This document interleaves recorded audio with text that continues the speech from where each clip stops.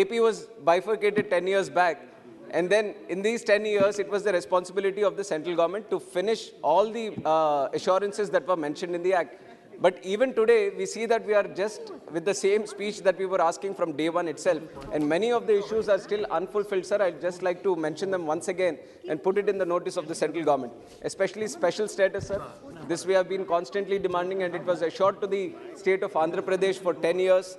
And then there are these institutions, central institutions, institutions of education excellence that we have all, during the tenure of TDP, we have granted them the land, we have granted them whatever it is necessary to start temporary campuses, but the money has not still come in so that they can build their permanent campuses, sir. And especially for the backward district funds. And during the time of TDP, we have demanded the central government strongly, and we were able to get 1,050 crores. But since then, in the new government, state government of YSRCP, not a single penny has come from the central government, sir. Railway zone, during TDP, we have pressurized central government to announce a new zone for the state of Andhra Pradesh. But in these 4 years, after the change in government, nothing has happened. Not a single building has been constructed. Start the commercial beginnings of the railway zone, sir. And then there is the steel plant issue. And before there was a similar indication of getting it privatized, we have spoken to the Prime Minister, the then Prime Minister Atal Bihari Vajpayee ji, and we have ensured that there is a loan redistribution, and then we have stopped it from being privatized. But now that steel plant is also being privatized, is being opposed by the whole state of Andhra Pradesh, sir. That also we want to put it in the notice of the central government. And then there is the construction of Polavaram Dam. During the time of TDP, we have ensured, we have taken the responsibility of constructing and getting reimbursement from the central government as it is a national project, and we have completed 70% of construction of the dam, sir. And after coming of the YCP government in the state, they have totally stalled the construction of the dam, and there is not a single percentage of construction that has moved ahead. And in fact, the revised estimate is today costing up to 55,000 crores, sir. Not a single mention about this, even if we are in the final year of fulfillment of the Act, sir. And then these kind of issues which have been long pending for the state of Andhra Pradesh, it is the responsibility of the central government to make sure that all these are fulfilled and rightfully done so that the AP can progress in the right direction, sir. And moreover, on top of this, I'd like to mention some of the issues that are going in the state of Andhra Pradesh, sir. Especially the erosion of democracy that is happening over the last 3.5 years under the rule of YSRCP government in the state. There is the Geo number 1, which has been recently brought in the state government, which curbs the freedom of expression, especially of the opposition parties, sir, who are trying to stand by the truth in the state, who are trying to stand by the people. And this has been, in fact, brought at a time when our leader, Nara Lokesh, is doing a Padayatra across the state, going around the state, trying to meet people, trying to voice out their opinions. And this is against the constitutional right that everyone has, sir. We have the freedom of speech. We have the right to speak about the opinions, especially when you're in the opposition. This has to be there, sir. And that, regarding that, the Geo number 1 has been brought in. And then, on top of that, Geo number 2430. Sir, anyway, they don't let us speak in the state. Now they won't let us speak here also. We don't have the right to speak here. Geo number 2430. This was brought in 3 years back, where they are trying to put cases on the media also if they do any reports against the state government.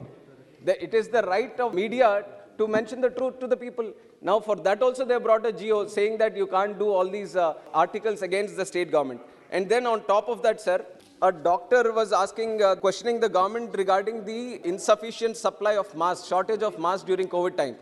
Then he was suspended immediately and mentally tortured, which was ultimately led to his death. And then there was this another Dalit youth who questioned the government against the sand mafia that is happening in the state. His head was tonsured in the police station, sir. In front of the police, his head was tonsured. He was humiliated, and which also led to his death. And then there was a 73-year-old senior journalist who forwarded some news article to certain groups in his phone. Then CID has put a case on him. And then there is another 67-year-old lady who has questioned the functioning of the government. She just posed some questions to the state government, sir. And then she also was booked under some case in the CID. So these are some of the incidents that are happening against the constitution. These are all mockery on the democracy, sir, and which is why we want to put it in the notice of the central government to take care of these issues, sir. And on top of this, if you want to see the functioning of the state government, employees and their attitude is the best way to find out, sir. Now, regarding the employees in the state of Andhra Pradesh, teachers who are to be respected, who we compare in our culture as equivalent to gods. Now, these teachers have come on the road protesting against the same government. I was talking about the teachers' protests in the state of Andhra Pradesh, sir. The teachers are protesting against the PRC, which usually employees welcome when the state government brings in the PRC, but it has come to a stage where the teachers are protesting against it. They have went to the governor of the state also to complain against the state government. That is the status of the issue right now, sir. And also on top of that, there are allegations on the state government withdrawing GPF funds also, sir, from at least 90,000 employees without their consent also. And state has not cleared 4 pending DAs. So the employees are facing such an issue that even the salaries are not being paid on time. So this is an indication on how the state is moving into a failed state. And it is high time the central government takes notice of this also, sir. And other than this, there are many schemes from the central government which are happening in the state. One of them is the Jal Jeevan mission, which the central government is taken as a priority. Even that is not moving forward. 2 minutes, I'll conclude, sir. I'll almost conclude. Jal Jeevan mission, sir, almost 1,098 crores, which is supposed to be the share of the state government, is not being put forward. And then there are a lot of projects from the Ministry of Railways. And the Railways minister only in this very house has replied to a question saying that 70,000 crores worth of money is pending from the state share so that they can complete the projects. And 9,000 crores of finance commission funds coming from the central government are being misused and not being sent to the panchayat, sir, so that they can take care of their panchayat needs.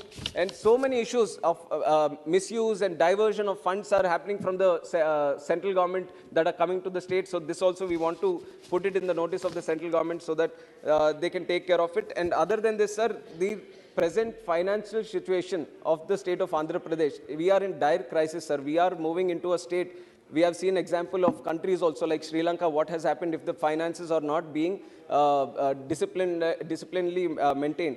And right now, AP has come to a state where they are taking loans to pay the interest on loans which are already there. That is the situation of Andhra Pradesh, sir. And the RBI has also analyzed that it is one of the top 10 indebted states in the country. And the government is borrowing neither for infrastructure creation or revenue generation or for the welfare, but it's paying, taking loans to pay off past loans, sir. And also, sir, last point.